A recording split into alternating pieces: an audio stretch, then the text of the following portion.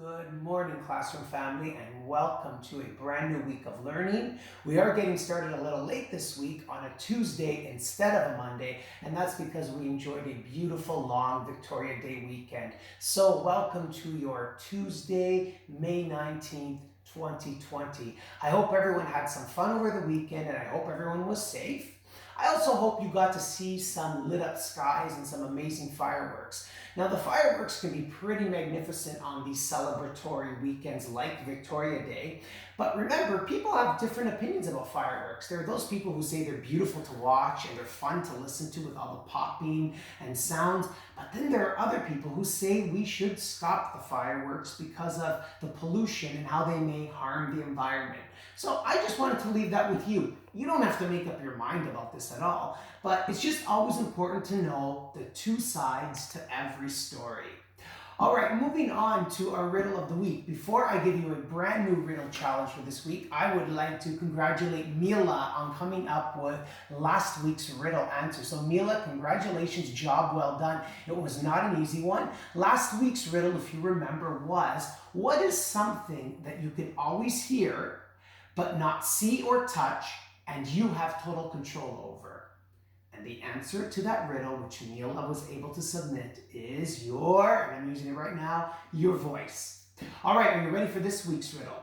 This week's riddle is a little more challenging. I'm going to ask you again, think outside the box. That means you have to be creative in your thinking. It's not an answer that's going to jump out at you or something obvious. This week's riddle is, what is always in front of you, but you can't see? What is always in front of you, but you're not able to see? So that is your riddle for the week. Have fun with that and good luck. Can't wait to hear your answers.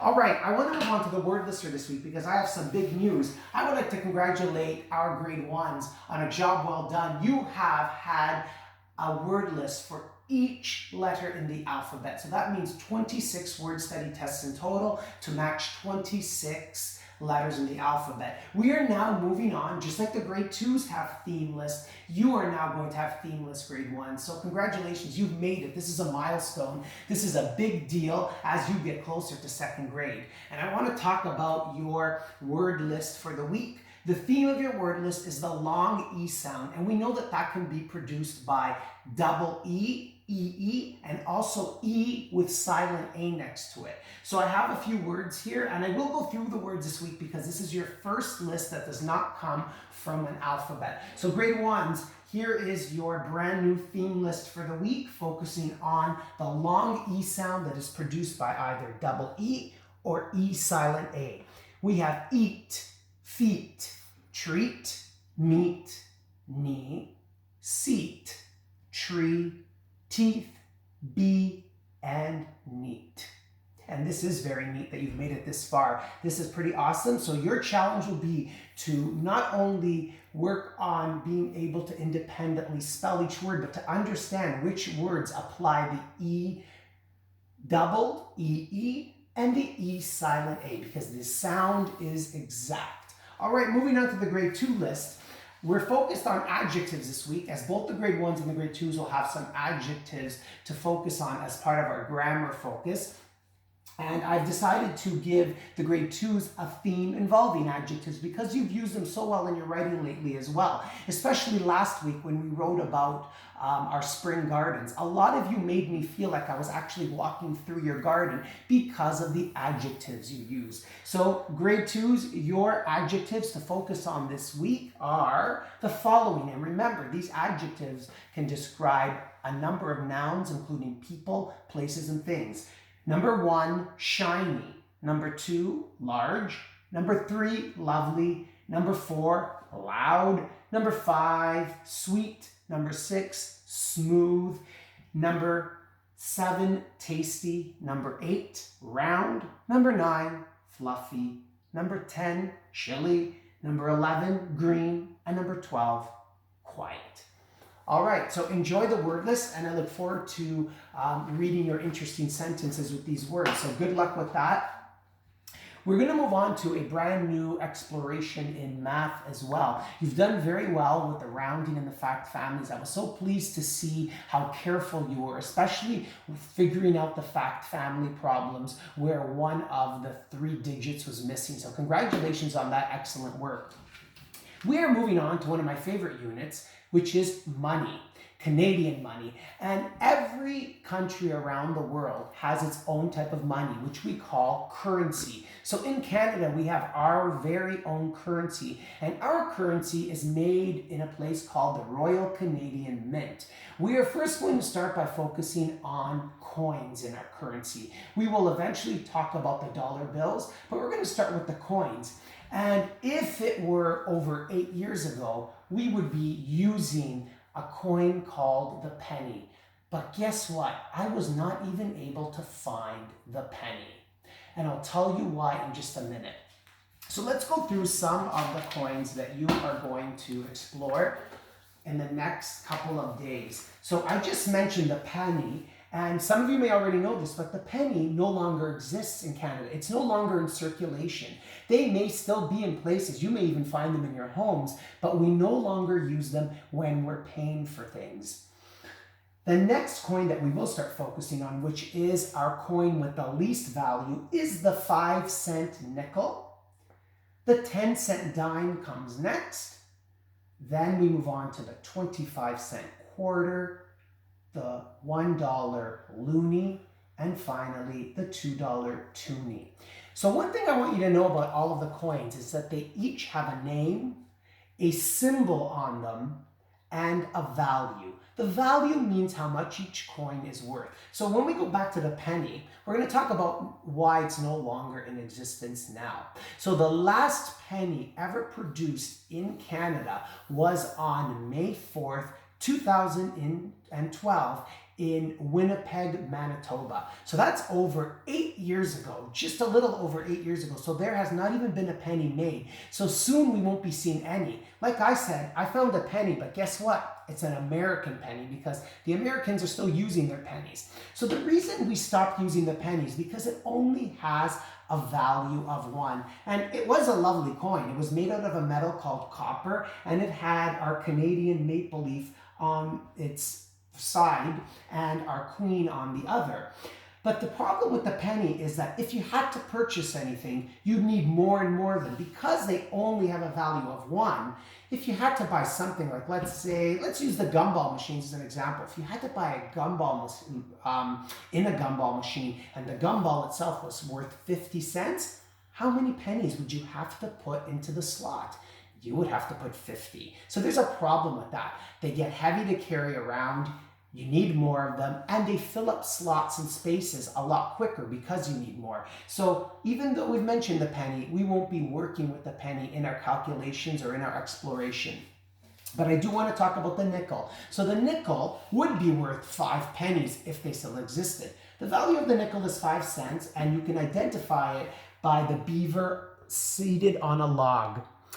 The next coin is one of my favorite and easy ones because we love counting by tens. And the dime is easy to do that because you can get to $1 just like you could get to 100 by counting by 10 times. Well, it takes 10 dimes to make $1.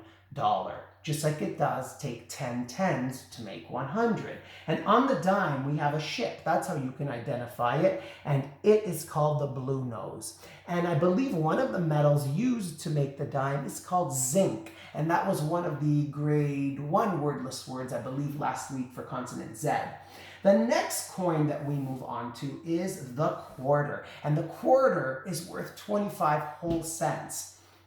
And one thing I want to tell you about the quarter is that with 4 quarters,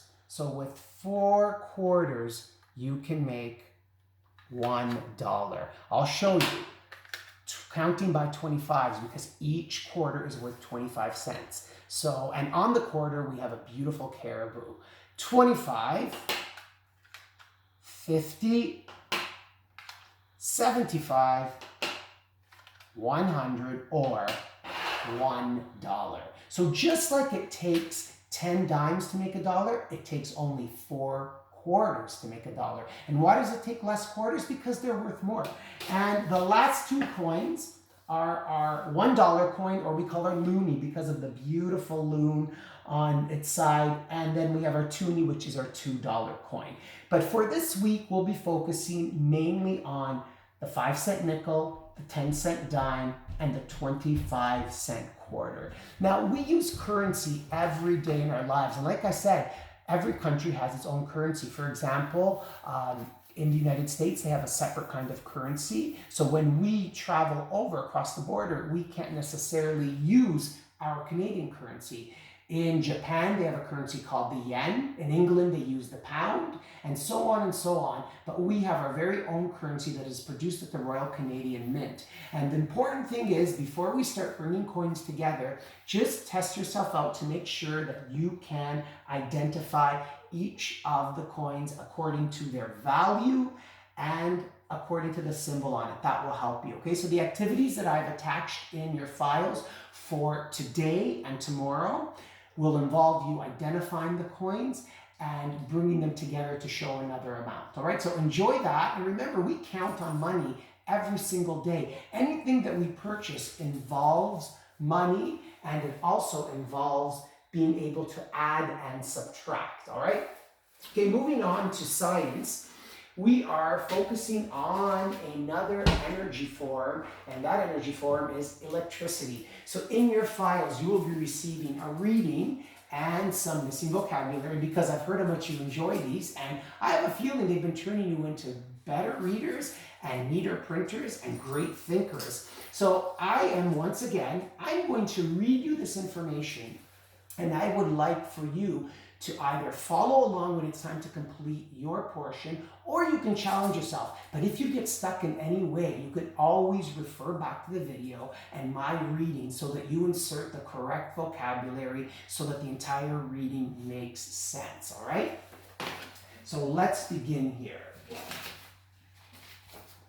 All set? All right. Electricity. Electricity is a form of energy that can build up in one place or flow from one place to another.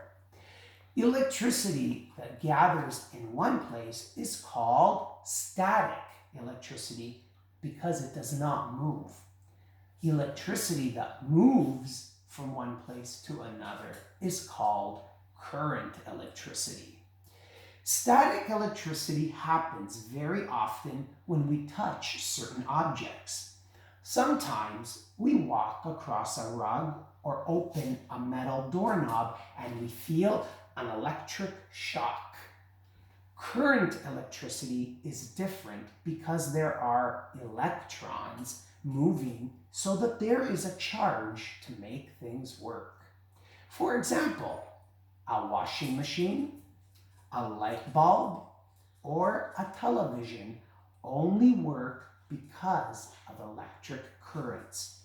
We often need an outlet to plug into so that these things can work. We must never touch or be near an electric outlet with wet hands. Water is a danger to the live current. It is important to be safe around all forms of electricity that use an input and an output. All right, so I hope you enjoyed discovering more important facts and details about electricity. And just like solar energy, we count on electricity a great deal in our schools, in our homes, and everywhere around the world. And there are a few things I mentioned in the reading that you will get to know better as well. And one of them is static electricity, and you have all experienced static electricity. Like the reading says, when you walk across a carpet and you feel a little shock, and sometimes it's happened in the classroom, when I've sharpened your pencils for you and I know I've handed you some and you say to me, "Hey sir, you shocked me." Well, that happens because of the static. And I'm going to try this. It may or may not work, but I'm going to use a balloon for a little experiment. So I'm going to put some air into this balloon, and I'm using human energy to do that.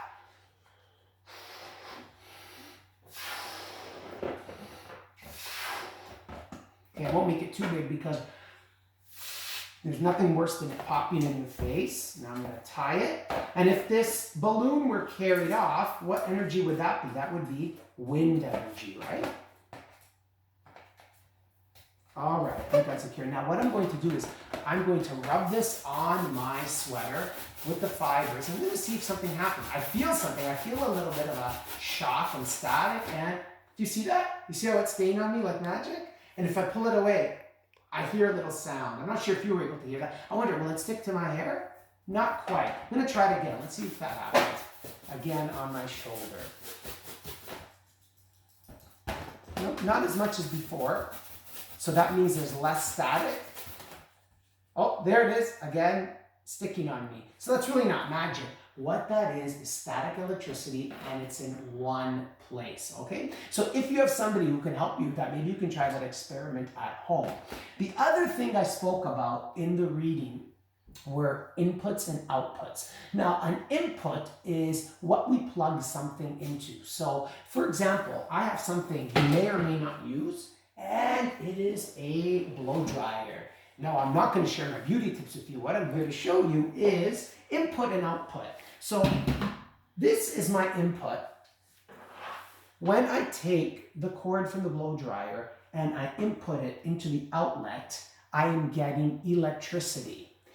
Electricity is the input that allows for the output. And what do you suppose the output is going to be? It's going to be, yes, you guessed it, it's going to be hot air or heat. So electricity is my input, and can you hear that? The hot air or the heat is the output. So think about what is allowing your object or your item to work and what it's giving off. So my input and my output. And as the article mentioned, safety around these outlets, because I'm sure you have outlets in your home somewhere. It is really important that whenever we do plug anything in, you should be with an adult, but most importantly, adult or child should never have wet hands, because that can disrupt the live current, because there is a current moving through this cord to make all these things work in our homes, whether it be your home telephone line, your washing machine, a television set, a computer.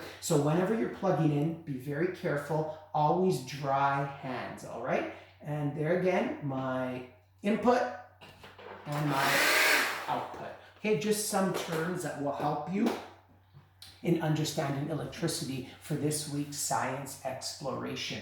We are almost just about done. We've spoken about our brand new word list for the week. We've spoken about our Canadian currency. And by the way, the Canadian currency is for the whole class this week. And we have explored electricity as well. And the last thing I just wanted to mention very quickly is, two last things, is that you will be also focusing on a couple of adjectives activities. And the reason is because a lot of you are blossoming into incredible writers. And the reason your writing has taken off and has become so interesting to read is because you are inserting more adjectives in it. That means you're describing things. If you're talking about one of your favorite toys or a place you visited, you're letting me know things about that place or that toy. And when we do that, when we describe the size of something, the color of something, the shape of something, how loud or how smooth something is, we are using adjectives. So please have fun with those, because adjectives bring your writing to life. The very last thing is, next video I will be talking about your very own retelling template. I know I spoke about this for a while. I spent weeks retelling the story of Benvolio's heart with you and for you to coach you and get you ready.